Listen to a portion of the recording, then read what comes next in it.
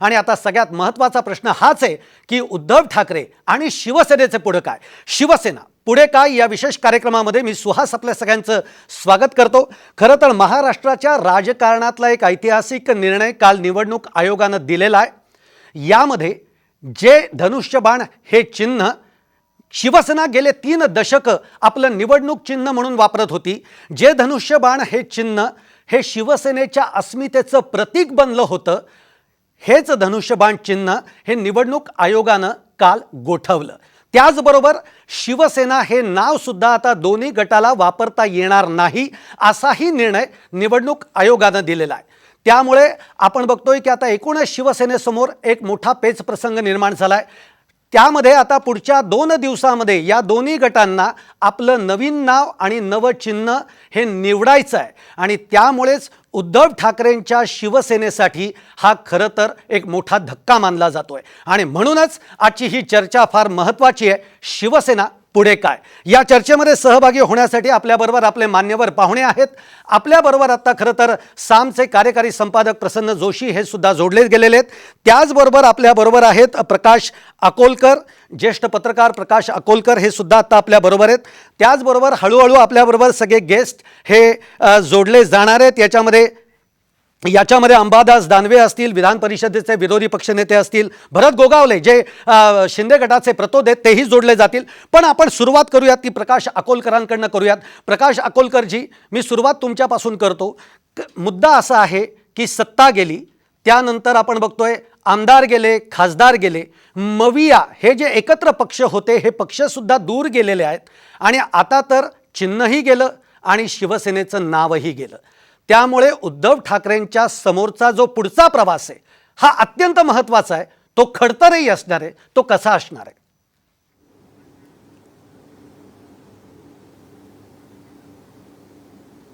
माझ्या मते अकोलकर सरांना माझा आवाज येत नाही आहे, पण प्रसन्न जोशी आता आपल्या बरोबर आहेत। प्रसन्न जोशी, हाच प्रश्न माझा मुळातला आहे की उद्धव ठाकरेंच्या समोर आता मोठी आव्हान आहे।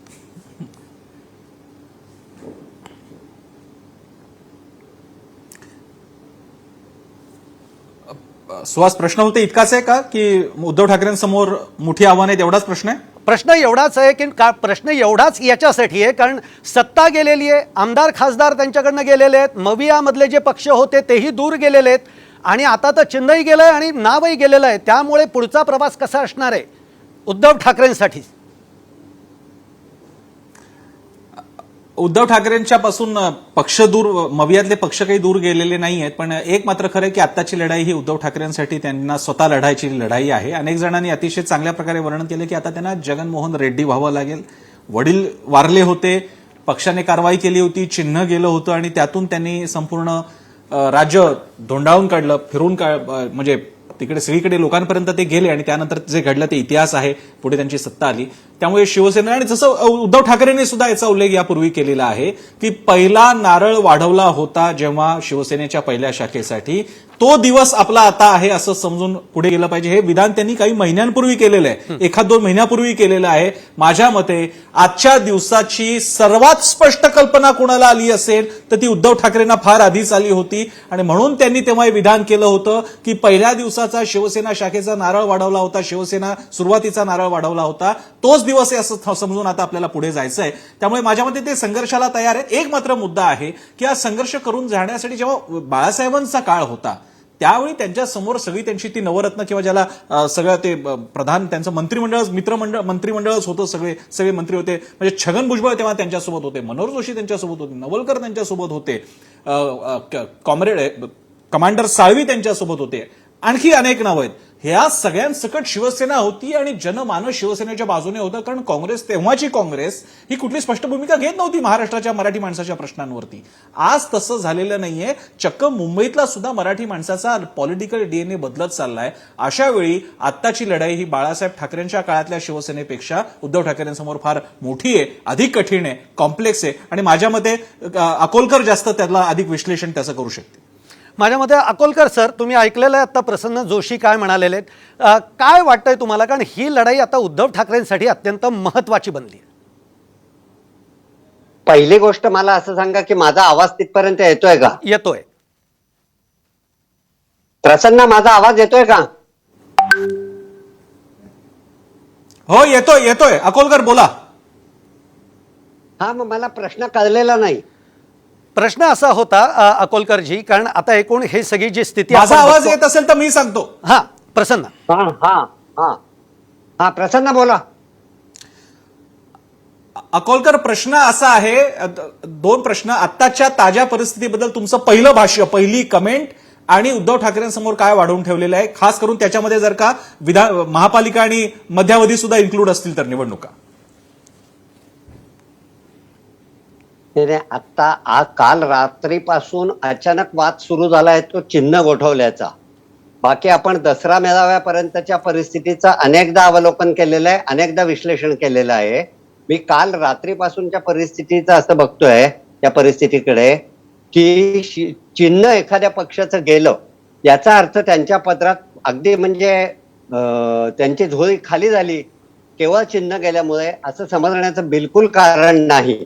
त्याचं प्रमुख कारण असं आहे की कोणत्याही परिस्थितीमध्ये चिन्ह जाणार हे उघडच होतं. कोणत्याही पक्षामध्ये जेव्हा दोन गट दोन तट पडतात तेव्हा साधारणपणे त्या पक्षाचं चिन्ह गोठवलं जातं. काँग्रेसची चिन्ह 1969च्या फुटीनंतर बैलजोडी गोठवली गेली होती आणि 77-78 मध्ये पुन्हा इंदिरा गांधींच्या आणीबाणीच्या पार्श्वभूमीवर फूट पडली. तेव्हा गाय वासरू हे मिळालेलं चिन्ह गोठवलं गेलं आणि हाताचा पंजा निशाणी मिळाली. तेव्हा कोणत्याही प्रकारचा इलेक्ट्रॉनिक मीडिया नव्हता, सोशल मीडिया नव्हता, घराघरात टीव्ही नव्हते, तरी सुद्धा दोन्ही वेळेला इंदिरा गांधींनी केवळ आपल्या करिश्म्याच्या जोरावर ते चिन्ह पोहोचवलं आणि त्यांनी दोन्ही वेळेला त्यानंतर झालेल्या चिन्ह गोठवल्यानंतर झालेल्या निवडणुकीत दणदणीत विजय मिळवला. त्यामुळे चिन्ह गोठवल्यामुळे काही फार मोठा आकाश कोसळला आहे असं मला बिलकुल वाटत नाही. शिवसेनेवर आकाश कोसळलंय ही खरी गोष्ट आहे, म्हणजे उद्धव ठाकरे यांच्या शिवसेनेवर, पण ते काही चिन्ह गोठवल्यामुळे पडलेलं नाही, असं कोसळलेलं नाही असं मला वाटतं.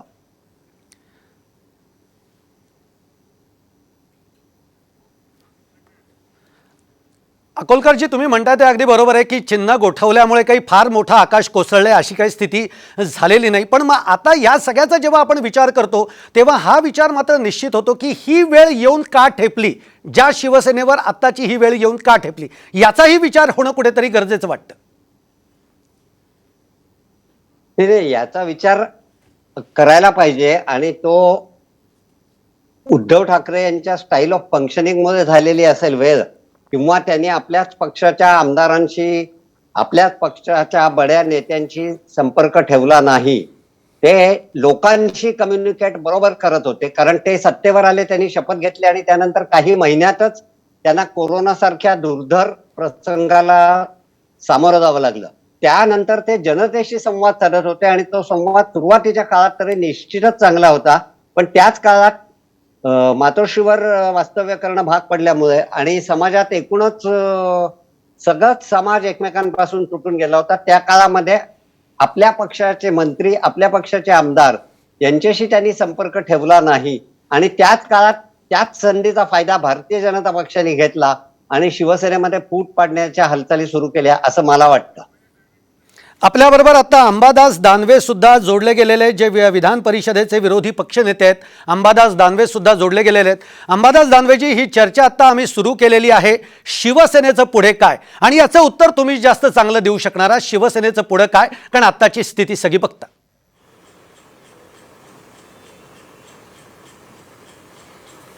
शिवसेना एक चळवळ आहे, जी शिवसेना प्रमुख माननीय बाळासाहेब ठाकरे यांनी 1966 साली सुरू केलेली आहे.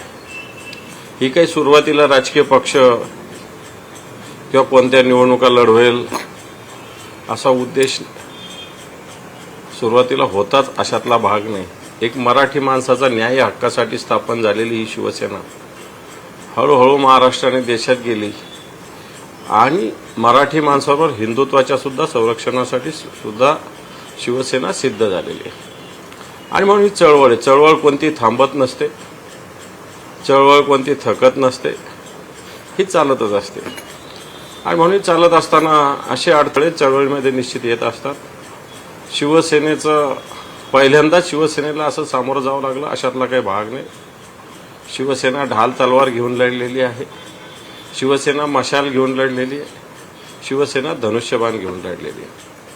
आणि मग शिवसेनेचं संघटन हे अभेद्य आहे आणि या शिवसेनेच्या संघटनेला कोणीही तोडू शकत नाही, कितीही प्रयत्न झाले ते. म्हणूनच असे प्रकार होत आहेत, कारण शिवसेनेचं संघटन तोडणं हे अशक्यप्राय गोष्ट असल्यामुळं अशा पद्धतीनं दानवेजी कोणत्या काळात आहात तुम्ही? दानवेजी, मी प्रसन्न जोशी बोलतोय. कोणत्या काळात आहात तुम्ही? ठाकरे कुटुंबियांपैकी 3 ठाकरे गेले शिंदेच्या मेळाव्यामध्ये, चिन्ह गेलं, शिवसेना गेली, कार्यकर्ते गेले, 40 आमदार त्यांच्याकडे आहे. आकडेवारीच्या हिशोबाने तुम्ही अल्पसंख्य आहात. कोणत्या नैतिक अधिकाराने तुम्ही शिंदेना नालायक वगैरे ठरवताय, गद्दार ठरवताय? अहो, बहुसंख्या तुमच्याकडे नाहीये. अहो, ठाकरे कुटुंब तुमच्याकडे नाहीये. अहो, ठाकरेंचे भाऊ तुमच्याकडे नाहीये. कोणत्या बळावर तुम्ही ऐकून घ्या जरा मला बोलून देत असाल तर बोलून द्या. तुमचं मी कोणते शब्द वापरले नाही तर बंद करेल. मी कोणाला नालायक म्हटलं नाही, कोणाला गद्दार म्हटलेलं नाही. तुमचे शब्द नका माझ्या तोंडी घालू. हा, हे असं बोलायचं असेल तर माझ्याशी बोलू नका. मी उत्तर देतोय, तुम्ही विचारलं तर. अंबादास दानवेजी उत्तर द्या. अंबादास दानवेजी उत्तर द्या. काय तुमचंच माझ्यावर कशाला थोपवता? माझं मला बोललं, माझं ऐका. तुमचंच मला कशाला सांगताय तुम्ही? थोपत नाहीये. मग मी सांगतोय. काय सांगताय तुम्ही? लढणार आहोत तुम्ही. पक्षामध्ये तुमच्याकडे माणसंच नाहीये. माणसं नाहीये, ती गेली. त्याला ऍड्रेस करा तुम्ही. अंबादास दानवे यांनी आपले कानातले इयरफोन काढलेत, माईक काढलेले आहेत.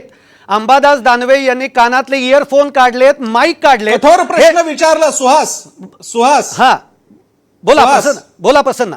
सुहास, अवघड प्रश्न. इकडे कसं झालंय, शिवसेनेला आता असं झालेलं आहे की जखम झालेल्या मुलाला सगळ्यांनी कौतुक करायचं असतं, त्याच्या जखमेवर फुंकर मारायची असते, पण कठोर प्रश्न विचारायचे नाहीत. आणि महाराष्ट्रामध्ये एक बहुसंख्य एक स्टाईल अशी आलेली की आता शिवसेनेचं फक्त कौतुक करायचं. असं कौतुक आम्ही करणार नाही. आम्ही कठोर प्रश्न विचारणार, त्या प्रश्नाची उत्तरं द्यायची तर द्या तुम्ही. म्हणजे दानवेंना एवढं जर का त्रास होत असेल प्रश्नांच्या, अजून कितीतरी लढाया बाकी आहेत. तुम्ही नुसतं प्रश्नांनाच घाबरून जाताय की काय? प्रश्न काय विचारला होता मी? माझा प्रश्न होता की तुमच्याकडे बहुसंख्या नाही, ठाकरे घराण्यातली माणसं शिंदेकडे चाललेली आहेत, आणि मग तुम्ही त्यांना गद्दार कसं ठरवताय? मग तुम्ही त्यांना नालायक म्हणजे शिवसेनेचा प्रमुख होण्यासाठी पात्र नसणे कोणत्या बेसिसवर ठरवताय? हा प्रश्न नाही विचारायचा. फक्त कौतुकाचे पूल बांधायचे शिवसेनेसाठी का म्हणून? नक्की बरोबर आहे. विचारायचं नाही प्रश्न. कालपासून शिवसेनेची भूमिका ही अशीच राहिली आहे. त्यांना कुठलाही प्रश्न विचारला की ते चिडचिड करतायत, आणि हेच तुटस्तोवर ताणणं जे आहे हे उद्धव ठाकरेंनी केले. ही चिडचिड म्हणजे मनातला पराभव स्वीकारल्याचं पहिलं चित्र आहे. ही चिडचिड म्हणजे मनातला पराभव स्वीकारल्याचं पहिलं चिन्ह आहे. आपल्याबरोबर विश्वंभर चौधरी आणि असीम सरोदे जे कायदे तज्ज्ञ आहेत ते सुद्धा जोडले गेलेले आहेत. विश्वंभर चौधरी हे राजकीय विश्लेषक सुद्धा जोडले गेलेले आहेत. विश्वंभर चौधरी, प्रश्न तर आता एकूणच शिवसेनेचं पुढे काय हा विचारायचाच आहे, पण आता अंबादास दानवे हे आपल्याबरोबर चर्चेमध्ये होते. त्यांना एक प्रश्न फक्त प्रसन्न जोशींनी विचारला की उद्धव ठाकरेंच्या पासून सगळेजण तुटतायत, घरातली माणसं सुद्धा तुटतायत, आणि त्यांनी इतका आकांतांडाव केला की त्यांनी आपले इयरफोन काढून टाकले, माईक काढून टाकले. ही परिस्थिती कुणामुळे ओढवली आहे? ही उद्धव ठाकरेंमुळेच ओढवली आहे का आत्ताची? मला वाटतं ही परिस्थिती भारतीय जनता पक्षामुळे ओढवली आहे. त्याचं कारण असं की देवेंद्र फडणवीस यांनी सत्तेतून गेल्यानंतर पहिल्या दिवसापासून जसं उद्धव ठाकरे मुख्यमंत्री झाले तसं देवेंद्र फडणवीसांचा प्रचंड त्रागा सुरू होता. त्यांची सत्ता लालसा तेव्हा दिसत होती. आता ती सत्ता लालसा भारतीय जनता पक्षाच्या पाठिंब्याचं सरकार आल्यावर तरी थांबेल असं लोकांना वाटत होतं, पण ती आता आणखी वेगळ्या पद्धतीने ती सत्ता लालसा दिसते. उद्धव ठाकरेंची जी म्हणजे आता अंबादास दानवे गेले का तर त्यांनी जायला नको होतं असं माझं मत आहे. चॅनलच्या चर्चेतून असं जाण्यात काही अर्थ नाही. त्यांनी थांबायला पाहिजे आणि त्यांनी शांतपणे उत्तर दिली पाहिजे. शेवटी आता प्रश्न विचारणार, महाराष्ट्रातली जनता प्रश्न विचारणार, त्यांनी शांतपणे उत्तर द्यायला पाहिजे. पण मला वाटतं ही जी वेळ आली ती भारतीय जनता पक्षाची जी राक्षसी महत्वाकांक्षा सत्तेत राहण्याची आणि प्रत्येक राज्य आमच्या हातात राहिलं पाहिजे आणि नाहीतर ते आम्ही कशाही प्रकारे आणू, त्यातून ही झाली. त्याला एकनाथ शिंदेनी साथ दिली. एकनाथ शिंदेना कळत नाहीये सध्या ते काय करतायत. या पक्षांनी, भारतीय जनता पक्षाने या देशातले भले भले पक्ष संपवलेत. एकनाथ शिंदेना संपवायला त्याला वेळ लागणार नाही, परंतु एकनाथ शिंदेची सत्ता लालसा जागी झाली. त्यांना कधीतरी मुख्यमंत्री व्हायचं होतं असं एकूण मला अंदाजावरून वाटतंय, आणि ती त्यांनी संधी त्यांना ती भारतीय जनता पक्षाने त्यांनी दिली, ती घेतली. या सगळ्यामध्ये महाराष्ट्राचं राजकारणात ज्या पातळीला गेलंय ती बोलण्याच्या पुढची आहे. म्हणजे पहिलं आपण बिहार आणि वगैरेची उदाहरणं द्यायचो, आता तर ते सुरत, गुवाहाटी वगैरे झाल्यानंतर बिहारचे लोकही कदाचित आपल्याला म्हणतील की काय महाराष्ट्रासारखं राजकारण करतो की काय. शिवसेना ज्या पद्धतीने तुटली ते अत्यंत म्हणजे खेदजनकच आहे, त्यांच्यासाठी ते वेदनाजनकच आहे.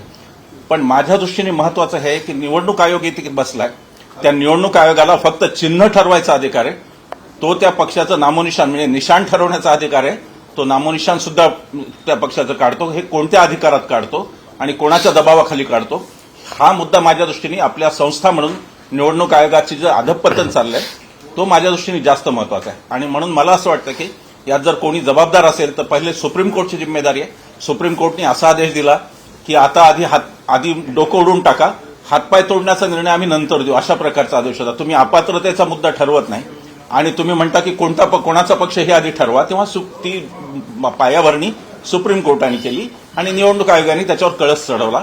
जर जिम्मेदार शिवसेना असेल, जिम्मेदार स्वतः उद्धव ठाकरे असतील, सगळे हे खरं आहे. पण त्याचबरोबर आपल्या ज्या यंत्रणा आहेत त्या आता किती वेगळ्या पद्धतीने राजकारण चालवत आहेत ते सुद्धा आपल्याला जास्त काटेकोरपणे तपासलं पाहिजे असं मला वाटतं. निश्चित. विश्वांबर चौधरी, खरं तर तुमच्या या प्रश्नाचं उत्तर तुमच्या शेजारी बसलेले असीम सरोदे देऊ शकतील, पण अंबादास दानवे पुन्हा एकदा जोडले गेलेले आहेत. धन्यवाद अंबादास दानवेजी, तुम्ही चर्चेमध्ये थांबलात. तुम्ही जर निघून गेला असता तर वेगळे संकेत सगळे गेले असते. साधा प्रश्न प्रसन्न जोशींनी तुम्हाला विचारला होता की उद्धव ठाकरेंकडनं सगळेजण सोडून झालेत, एवढे चिडण्यासारखं काही नव्हतं, पण तुम्ही उत्तर कंटिन्यू करू शकता तुमचं.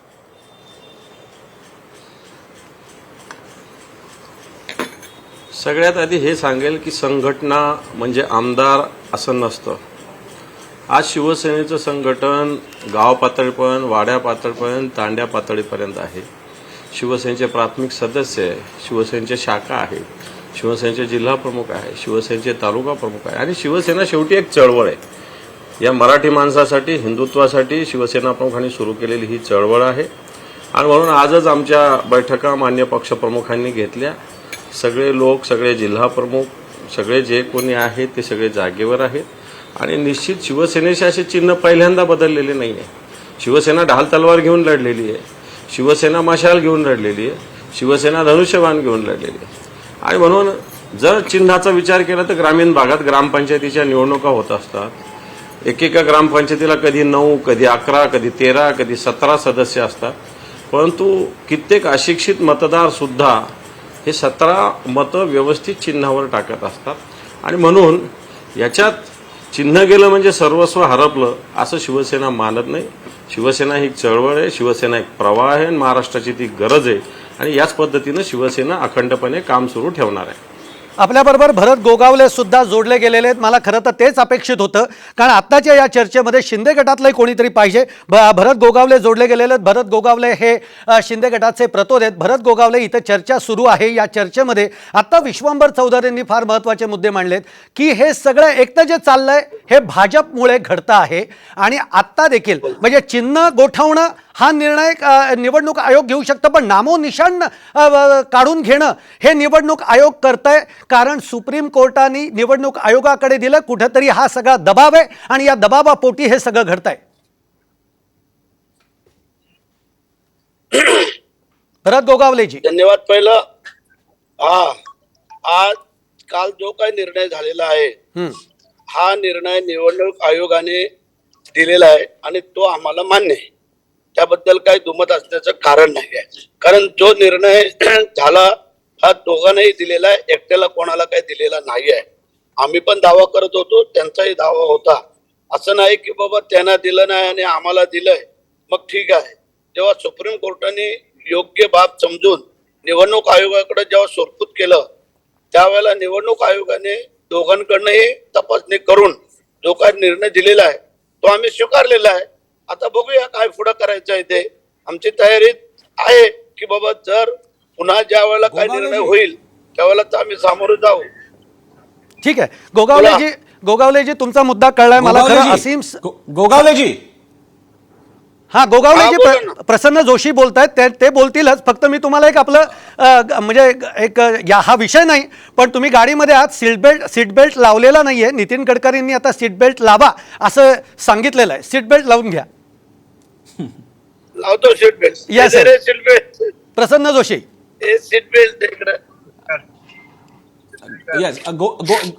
गोगावलेजी, एक कथा ऐकायला मिळाली होती, फेसबुकवरती फिरते की बाळ कुणाचं म्हणून 2 स्त्रिया भांडत असतात आणि शेवटी कोण जो निवाडा करणार असतो तो म्हणतो ठीक आहे त्या मुलाचे 2 तुकडे करा आणि एक घ्या. तर त्यातली ज्या बाईचं बाळ नसतं ती म्हणते हो हो चालेल मला तुकडा चालेल, पण दुसरी बाई ती मात्र कळवळते की अरे आपल्या बाळाचं काही नुकसान व्हायला नको आणि ती म्हणते ठीक आहे या बाईकडे गेलं तरी चालेल पण बाळ जिवंत राहिलं पाहिजे. माझा आपल्याला प्रश्न आहे, आपण सुद्धा एकेकाळचे म्हणजे ज्याला एकसंध शिवसेना होती त्याचेच घटक आहात. आज शिवसेना हे नाव पूर्णतः स्थगित झालेले, म्हणजे आता ते वापरता येणार नाही, हे चिन्ह वापरता येणार नाही. हे चिन्ह आणि नाव आणि ठाकरे कुटुंब किंवा तुम्ही सगळे शिवसैनिक हे एकमय कॉम्बिनेशन होतं. आज या चिन्हाला काय त्याला फ्रीज करावं लागणं, शिवसेना हे नाव वापरणं बंद करावं लागणं ही एक वेदना देणारी गोष्ट नाही. तुम्ही फक्त म्हणता की मी ते स्वीकारतो, त्याची वेदना तुम्हाला जाणवत नाही की आज हे पक्षाचं नाव राहिलं नाही, चिन्ह राहिलं नाही. म्हणणं आपलं अत्यंत योग्य आहे, बरोबर आहे. दुःख आम्हालाही होतंय, जनतेला जे दुःख होतंय ते आम्हालाही होतंय.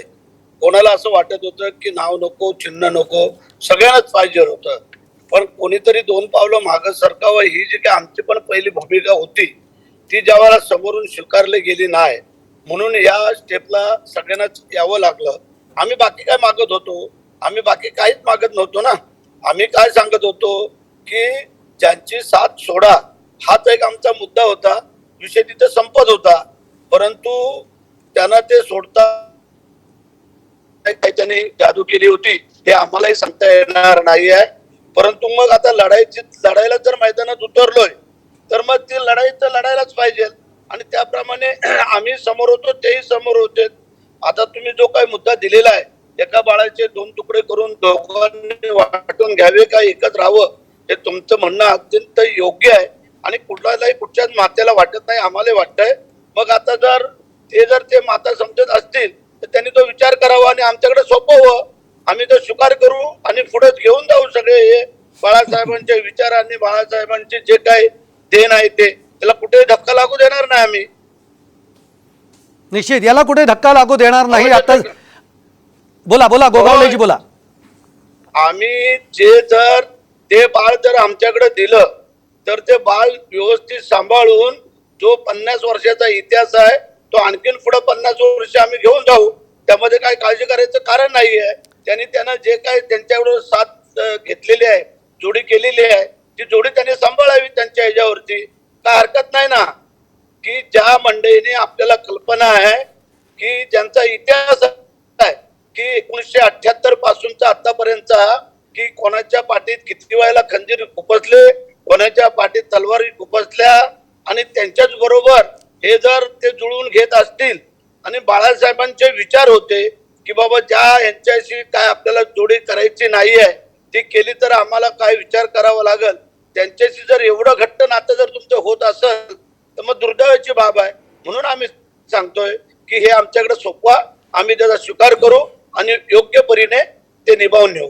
निश्चित ते बाळ आता तुमच्याकडे आल्यानंतर दानवेंना काय वाटतंय, ते बाळाला तुम्ही नीट सांभाळू शकाल का नाही हे दानवेंकडनं घेऊ आपण. 100% इथं हो मला माहिती विश्वंभर चौधरी तुम्हाला बोलायचं आहे, पण माझा एक छोटासा प्रश्न एवढाच आहे की आता जे हे चिन्ह गोठवलेलं आहे हे आणखीन किती काळ असं गोठवलेलं राहू शकतं, अंतिम जो निर्णय आहे तो कधी होऊ शकतो आणि आता पुढची कायदेशीर लढाई या बाबतीमध्ये काय असू शकते?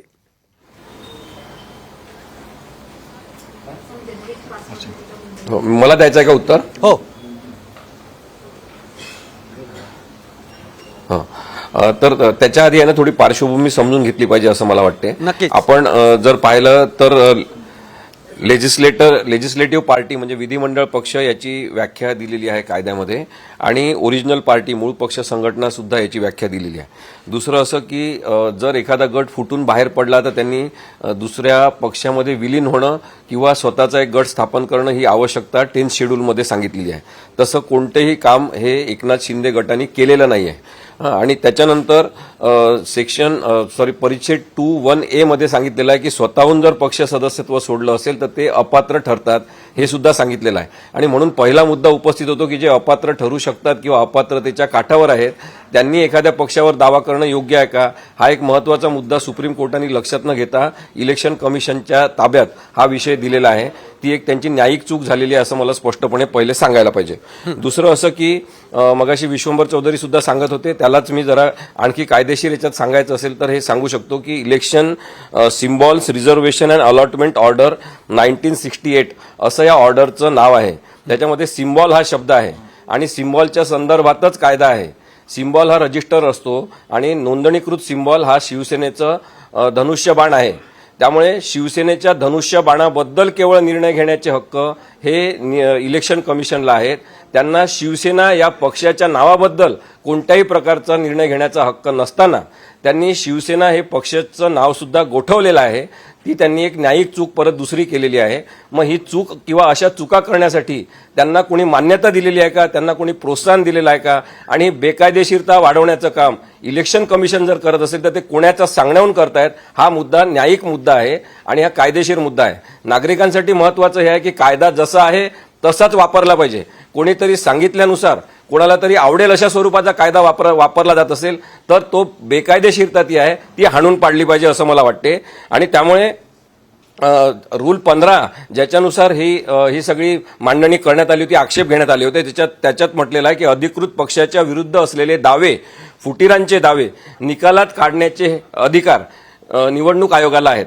त्यामुळे इथे परत एक डिस्क्रिपन्सी आहे की सुरुवातीला सगळ्या आपण लोकप्रतिनिधित्व कायद्यामध्ये किंवा 10th शेड्यूलमध्ये आपण पाहिलं तर त्यांनी म्हटलेलं आहे की पक्ष संघटना किंवा मूळ पक्ष विधिमंडळ पक्ष यांच्या संदर्भात त्यांनी मांडणी केलेली आहे. तर इथे 15व्या रूलमध्ये मात्र अधिकृत पक्षाच्या विरुद्ध असलेले दावे व फुटीरांचे दावे असं म्हटलेलं आहे. म्हणजे याचा अर्थ कोणताही पक्ष नाही तर कोणीही एखादा दावा करू शकतो अशा स्वरूपाची त्याची रचना आहे, जी सदोष रचना आहे.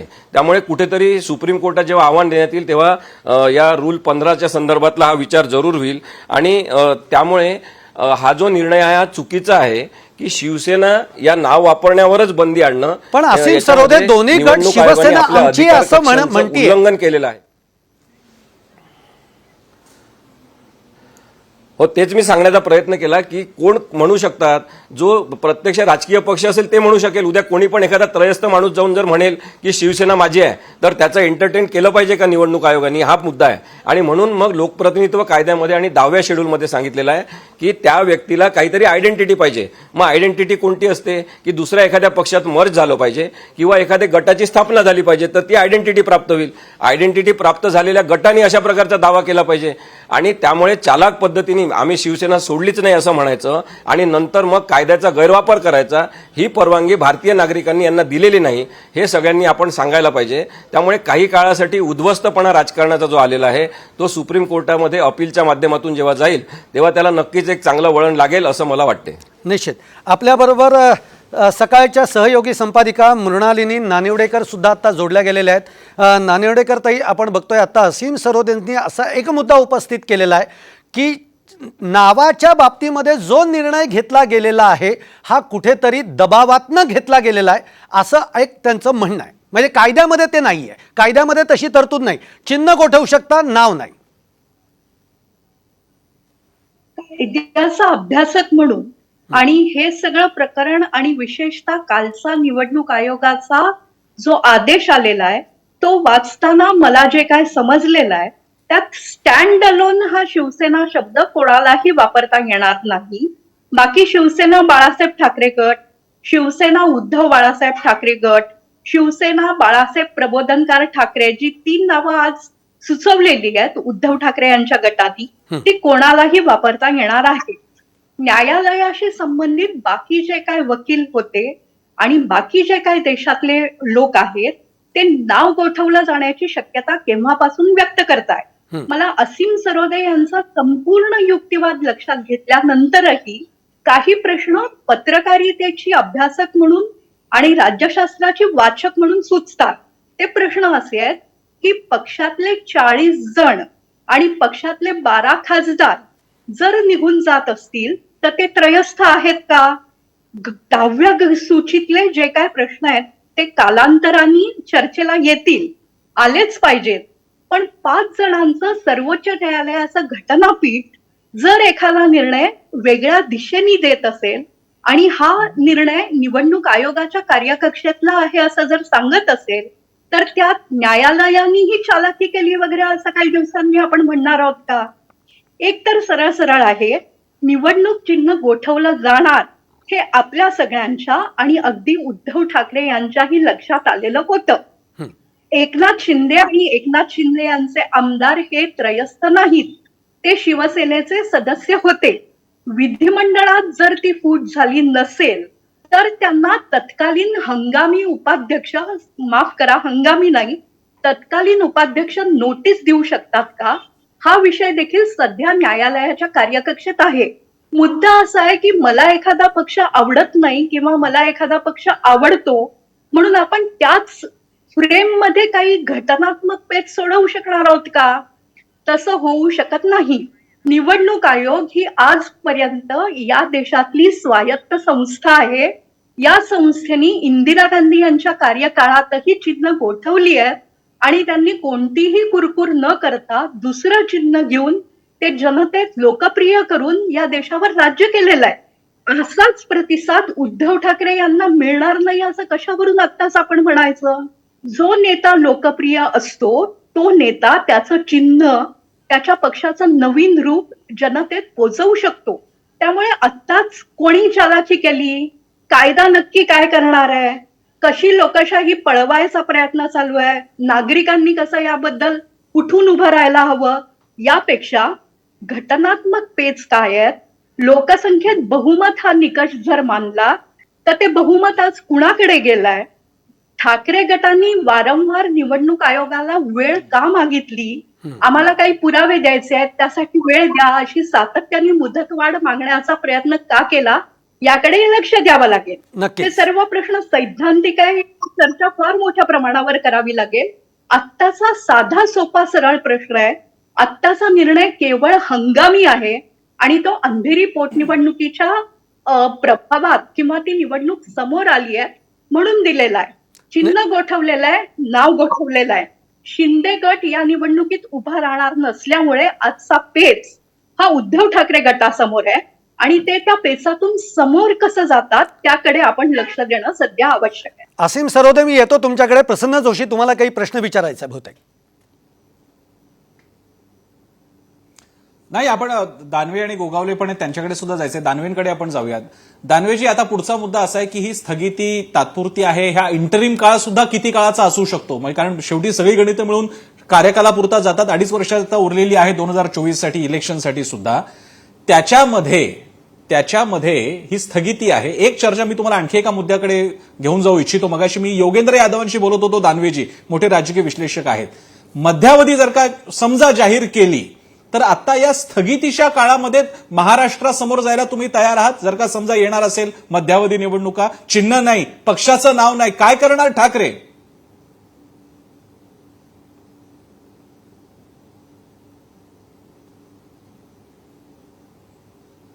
गटप्रमुखांचा मेळावा मुंबईला गोरेगावला झाला. त्याच वेळेस आव्हान दिलेलं आहे की महिन्याभरात निवडणुका जाहीर करा, आम्ही लढायला तयार आहोत. परंतु हे आव्हान कोणीही स्वीकारलेलं नाही आणि म्हणून शिवसेना अशा याला कुठेच घाबरत नाही, मागे हटत नाही. आणि आता जी चर्चा चालू आहे आपली की हा निर्णय हा एवढ्या फक्त अंधेरीच्या पोटनिवडणुकीपुरता आहे आणि जर तुम्ही राजकीय पक्ष लोकप्रतिनिधित्वावर जर लावत असाल तर मागच्या काळात मनसेचा एकच आमदार निवडून आलेला होता, एक सोनवणे म्हणून जुन्नरचे, यांनी शिवसेनेत प्रवेश केला होता. म्हणून काय मनसे 100% मनसे पक्ष संपला का? तर नाही. कारण पक्ष, लोकप्रतिनिधी एक तो विधिमंडळ पक्ष किंवा संसदीय पक्ष एक स्वतंत्र तेवढ्या पुरता विषय असतो. परंतु संघटना किंवा राजकीय पक्ष हा फार, आता जशी काँग्रेसची निवडणूक चालू आहे अध्यक्षपदाची, कोण मतदान करतं काँग्रेसची घटना ठरलेली आहे, तशी शिवसेनेची एक स्वतंत्र घटना ठरलेली. या घटनेप्रमाणे शिवसेना पक्ष याचे प्रमुख मान्य उद्धवजी ठाकरे साहेब हे राष्ट्रीय कार्यकारिणीने ठरवलेले आहे. आणि म्हणून मुद्दा ठीक आहे, चिन्हाचा एखाद्या वेळेस असू शकतो, परंतु नावाचा आज एखाद्या माणसाने ठरवलं तर त्याला राजकीय पक्ष रजिस्टर करता येतो.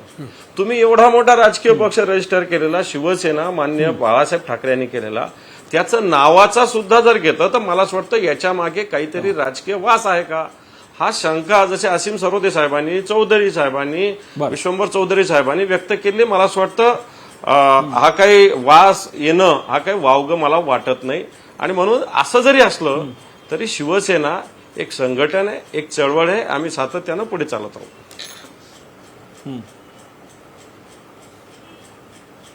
सुहास. हां, असीम सरोदे बोला, तुम्हाला बोलायचं काय ते? हो, मला नाणेवाडीकर मॅडमनी मगाशी जे काही प्रश्न उपस्थित केले ते अत्यंत महत्त्वाचे आहेत असं सांगायचं आहे सुरुवातीलाच. पण सुप्रीम कोर्टाला मी काही चालाक वगैरे म्हटलं नाही या प्रकरणामध्ये. सुप्रीम कोर्टाने जेव्हा निवडणूक आयोगाकडे प्रकरण पाठवलं तेव्हा सिम्बॉल कोणाचं हे डिसाईड करण्याचे हक्क निवडणूक आयोगाला आहेत, त्यामुळे त्यांच्याकडे पाठवलेलं आहे.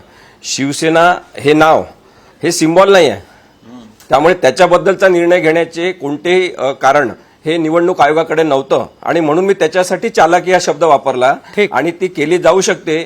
त्यांनी इंदिरा गांधींचं उदाहरण दिलं म्हणून सांगतो. इंदिरा गांधीच्या काळापासून सुद्धा निवडणूक आयोग हे केंद्र सरकारच्या दबावाखाली वागत आहे असे आरोप झालेले आहे आणि 2014 नंतर ते इलेक्शन कमिशन हे जास्त प्रमाणामध्ये केंद्र सरकारच्या अधिपत्याखाली आलेलं आहे.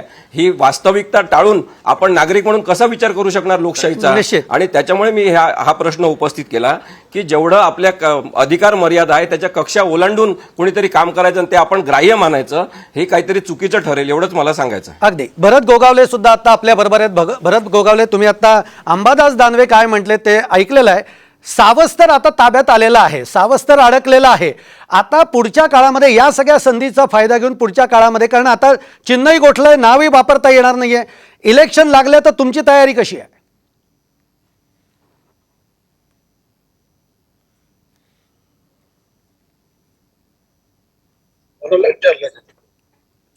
हा, गोगावलेजी. हा, मला विचारलं. होय होय, हा, ते नेटवर्क नव्हतं. काय बोलले, परत एकदा बोला. मी म्हटलं आता या स्थितीचा सगळा फायदा घेऊन पुढच्या इलेक्शन, आता ही तर अंधेरीची पोटनिवडणूक होईलच, पुढच्या ज्या सगळ्या स्थानिक स्वराज्य संस्थांच्या निवडणुका आहेत याची आता तुम्ही रणनीती आखायला सुरुवात केली असेल या स्थितीचा फायदा घेऊन.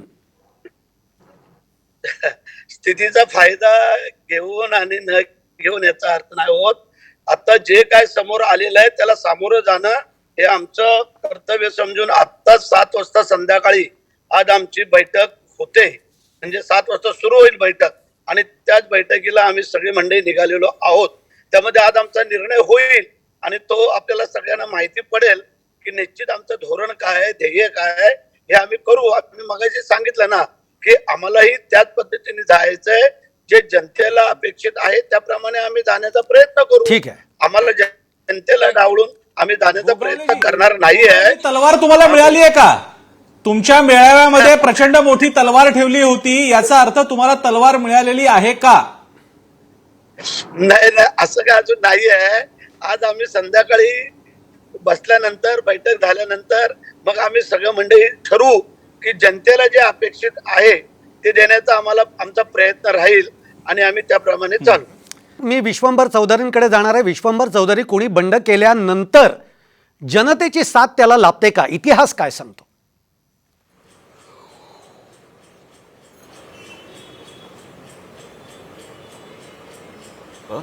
की एवढे जर वाईट होते काँग्रेस आणि राष्ट्रवादी तर 2.5 वर्ष ते मंत्री का राहिले एकनाथ शिंदे? हा प्रश्न आहे ना महाराष्ट्रासमोर. 2.5 वर्षानंतर तुम्हाला लक्षात आलं का की ते वाईट आहे? तेव्हा सत्ता भोगली तुम्ही. मला मृणालिनी ताईंना दुसरं सांगायचं, मी ब्रेकमध्ये ऐकलं की आम्ही ऍक्टिव्हिस्ट सारखं बोलतो असा त्यांचा आरोप आहे. त्यांचा आरोप अगदी खरा आहे. मी तर ऍक्टिव्हिस्टच आहे, म्हणजे मी स्वतःला राजकारणापासून वेगळा नाही मानत. त्याचं कारण की देशात जर लोकशाही मरत असेल तर मी काय हात बांधून नाही बसू शकत ना. मृणालिनी ताई जे सांगतात ना निवडणूक आयोग स्वायत्त वगैरे, ती पत्रकारांची भाषा नाही आजच्या, ती भारतीय जनता पक्षाच्या प्रवक्त्याची भाषा आहे. त्याचं कारण की सगळ्या छोट्या मुलाला माहितीये की ईडी सीबीआयचं काय झालंय, निवडणूक आयोगाचं काय झालंय. त्यामुळं स्वायत्तता आहे हे तुम्ही सांगूच नका. जर स्वायत्तता असती तर ते एक्सिट झाले नसते. त्यांनी पुढे जाऊन नावाचा निर्णय घेतला नसता असं आमचं म्हणणं आहे. नावाचा निर्णय घ्यायचा त्यांना अधिकारच नाही, ते कोणाच्या आदेशावरून जात आहेत हाच तर मुद्दा आहे. मृणालिनी ताई बोला. मला वाटतं की मृणालिनी ताई सारख्यांनी ह्या अफवा पसरू नयेत किंवा निवडणूक आयोग स्वायत्त आहे वगैरे या अफवा. मृणालिनी ताई बोला, तुम्ही मुद्दा कळला. विश्वंभर चौधरी, तुमचा मुद्दा पोचलाय. मला असं वाटतं की विश्वंभर चौधरींनी एका स्वायत्त पत्रकाराबद्दल बोलताना ते कोणत्या पक्षाचे प्रवक्ते आहेत असं म्हणू नये. मला त्यांच्या वैचारिक संघर्षाबद्दल पूर्णतः आदर आहे. त्यांनीही माझ्या पत्रकारितेबद्दल आदर ठेवला पाहिजे. समजा निवडणूक आयोग जर बटीक झाला असेल तर मला असं वाटतं की तो बटीक झाला आहे का, किंवा न्यायव्यवस्था कशी हातात घेतलेली जाते हे दाखवण्यासाठी फोरम्स उपलब्ध आहेत. या देशातली लोकशाही 2014 साली मला आवडेल का न आवडेल हा प्रश्न वेगळा आहे. एखाद्या नेत्याला निवडून देत असेल तर तो नेता ही या देशाची लोकशाही संपवतोय असं म्हणून हे स्वतःला ऍक्टिव्हिस्ट एका वैचारिक भूमिकेत का नेत आहेत? अत्यंत ओपनली समाजात काय घडतंय ते बघूया, ते इंटरप्रिट करायचा प्रयत्न करूया. ठीक आहे. मी वारंवार नमूद केलेलं आहे, मागच्या मेळाव्यात सांगितलंय की उद्धव ठाकरेंबरोबर जनता आहे, मग बघू द्या ना काय होतंय ते. असे आरोप मला असं वाटतं विश्वंभर चौधरी यांनी अगदी करू नयेत. बरोबर आहे. विश्वंभर चौधरींनी असे आरोप करू नयेत. नानिवडेकर मॅडम, तुमचं बोलणं म्हणजे मुद्दा कळलेला आहे. प्रसन्न जोशी, खरं तर मी विश्वंभर चौधरींना हा प्रश्न विचारलेला होता की अशा पद्धतीचं जेव्हा बंड होतं, या बंडानंतर जनता स्वीकारते का या लोकांना? आतापर्यंतचा इतिहास काय सांगतो?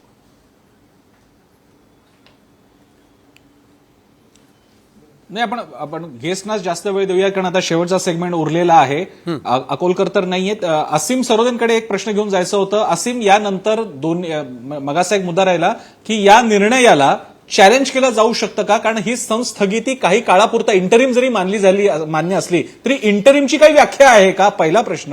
आणि दुसरा प्रश्न, या काळामध्ये जर का थेट मध्यावधीला राज्य सामोरं गेलं की जी इतकी अतिशय परिपक्व भूमी आता भाजपसाठी, आपल्या महत्वाच्या प्रतिस्पर्ध्याकडे चिन्ह नाही, नाव नाही, ही परिपक्व भूमी, ही पक्व भूमी आहे, तर अशा वेळी जर का मध्यावधी जाहीर केला तर काय पेच उभा राहू शकतो?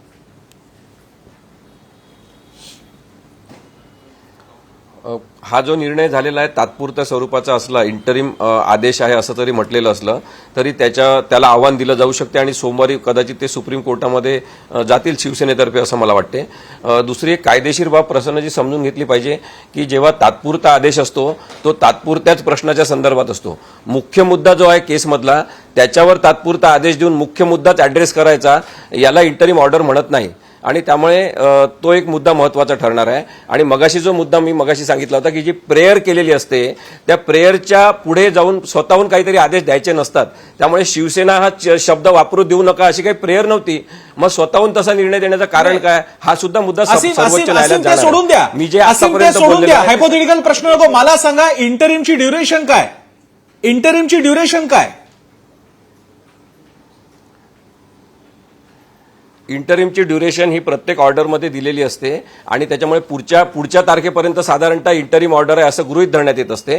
आणि त्या दिवशी जेव्हा तारीख असते नंतरची तेव्हा ते पुन्हा वाढवून देऊ शकतात इंटरिम ऑर्डर. त्यामुळे इंटरिम ऑर्डरची ड्युरेशन ही ते न्यायालय ठरवत असते. ते न्यायालय ठरवत असते. प्रसन्न, मग या काळामध्ये मध्यावधीला राज्यात सामोरं जायचं असेल तर काय होईल? मध्यावधी लावायची की नाही हा सर्वस्वी राज्यपाल आणि राष्ट्रपतींचा निर्णय आहे. मध्यावधी ते लावू शकतात आणि तशा प्रकारचा निर्णय झाला तर इथे काही काळासाठी राष्ट्रपती राजवट लागून नंतर मध्यावधी निवडणुका घेतल्या जाऊ शकतात. ठीक आहे. आपला वेळ संपलेला आहे त्यामुळे आपल्याला इथे लगेच थांबावं लागणार आहे. पण आपण सगळे चर्चेमध्ये सहभागी झालात त्याबद्दल धन्यवाद. इथेच थांबतोय. पाहत राहा साम टीव्ही.